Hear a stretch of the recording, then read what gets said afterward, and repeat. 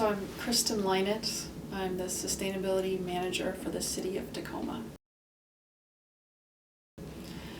So environmental justice is making sure that we're protecting all communities from environmental health impacts, especially those communities that tend to be more vulnerable or underserved, that we're protecting them from environmental pollution and degradation. I can think of two environmental justice issues in Tacoma, and one is, oftentimes people think of environmental justice as kind of site-specific locations, like there's a there's a factory or there's some kind of outfall.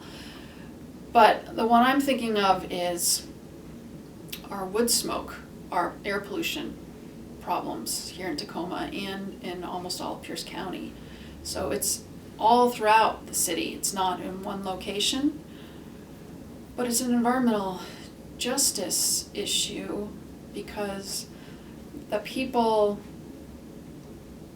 that have the least resources to deal with poor air quality are impacted, and they have less resources to get out of that polluting environment than other people do, and less money to even help fix the problem, which is uncertified wood stoves, where they don't have resources to upgrade to cleaner burning devices that can heat their home.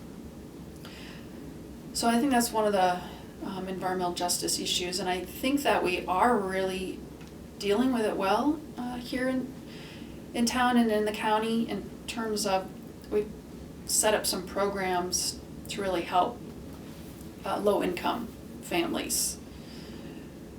We realize it's a problem throughout the city, and we've set up lots of great incentives that you actually don't have any money if you can show that you're qualified low income, to help you get a new cleaner burning device. And even we've had programs then to help people put new weatherization in their homes as well. So when they get a new heating device, they're making sure that their home is sealed well too, so that warm air is staying in. I would say one that's maybe not working so well, and this is a statewide issue, is, and once again, it's not necessarily a site-specific issue, but it's around fish consumption. And right now, there are certain populations, most notably, I think, Native Americans, and even to a little bit lesser degree, some folks from Asia, that tend to eat significantly more local seafood. Partly because it's cheaper if they catch it themselves, and others it's just part of their culture. And as a state, we haven't set in decades any kind of regulations about protecting those people that eat lots of fish from the pollution that we allow through our industrial dischargers into the water. So those communities are being impacted more severely because of the amount of fish that they eat, and potentially ingesting more pollution. And I don't think we as a state or locally have addressed those discrepancies very well. I guess it just feels like we need to be fair. Yeah. And it's not fair that some people are impacted more severely than others, and things that they can't control. I always think about kind of global environmental justice and the decisions that I make, either the things I'm buying or my own actions, how they affect people around the world. And I think we need to be thinking about that locally too, not only what our actions are doing locally, but what policies or programs we could put in place here in Tacoma to make sure those groups aren't being impacted more than others. Well, pollution is not good for anybody. It's not good for humans and other animals, and that just the health of our planet, our environment. I even look at environmental justice, if you want to look at it in terms of access to open space and urban forestry and trees and, that aspect of it, that I don't know if we've, how evenly distributed those assets kind of are throughout our community. So in terms of how it fits with others, it's all kind of one and the same. I think we shouldn't only think about environmental protection only if it impacts humans directly. I think we need to be looking beyond our own immediate benefits of human health, because I think there's long-term human health too that we don't oftentimes consider in terms of, cancer rates decades from now versus immediate things you can see in the environment. So I think it all fits together in my mind. I think it's just being fair, and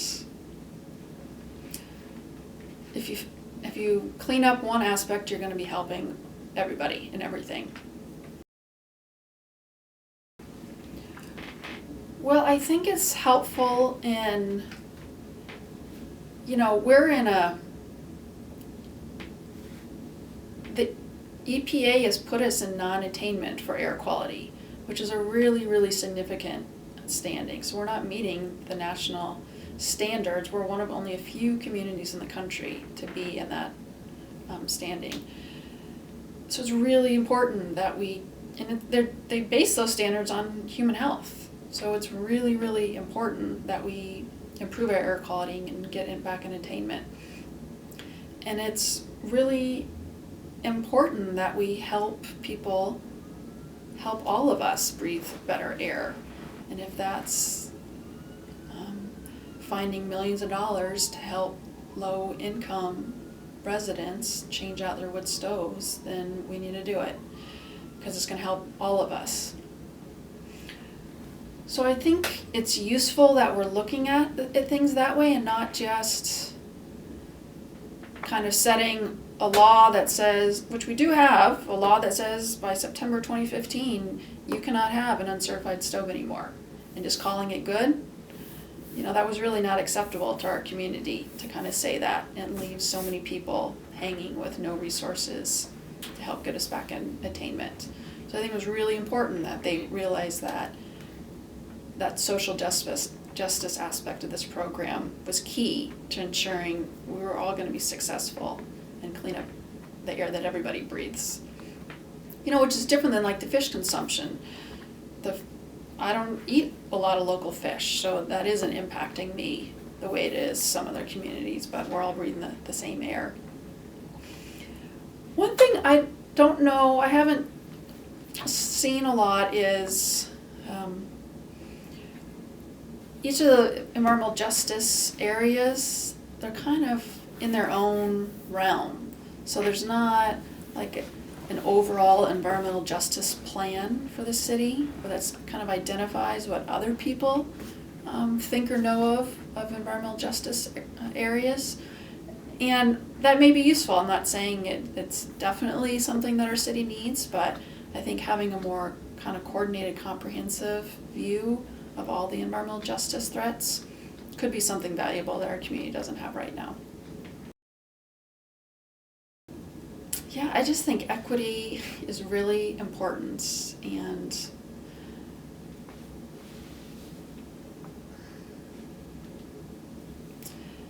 people talk about environmental justice, and it's hard to figure out how to really make that happen. If it's, it takes extra effort to translate things, or, I know people that are